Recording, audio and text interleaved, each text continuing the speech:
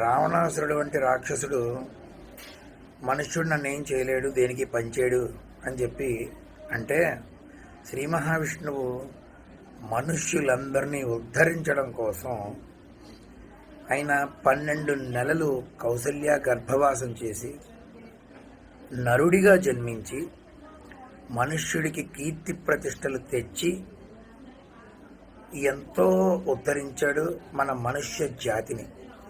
శ్రీరామచంద్రుడు, శ్రీ మహావిష్ణువే రామచంద్ర స్వరూపంలో వచ్చి కదా, మీ అందరికీ తెలిసిన విషయం.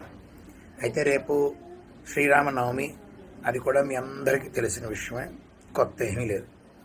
కానీ నేను ఒక్కటి చెప్తాను, కనీసం రేపు అసలు రోజు చేయవలసిన పని అనుకోండి, ఈ బిజీ ప్రపంచంలో కనీసం రేపు ఒక్కరోజు అయినా 108 సార్లు శ్రీరామ శ్రీరామ అని ఇంట్లో రాయండి ప్రతి ఒక్కరు.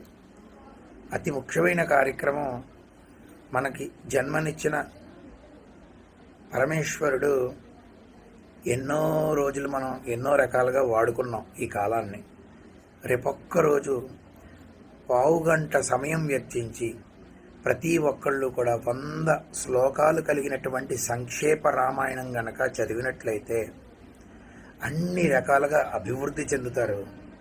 మన స్వలాభం కోసం చదవడం పక్కన పెడితే రాములు వారు ఎంతో ఎంతో ప్రీతి చెందుతారండి.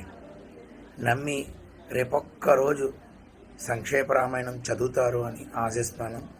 చదివిన తర్వాత నేను చదివేనండి, జై శ్రీరామ్ అని ఒక్క కామెంట్ చేయండి. చాలా చాలా ఆనందం పొందుతాను నేను.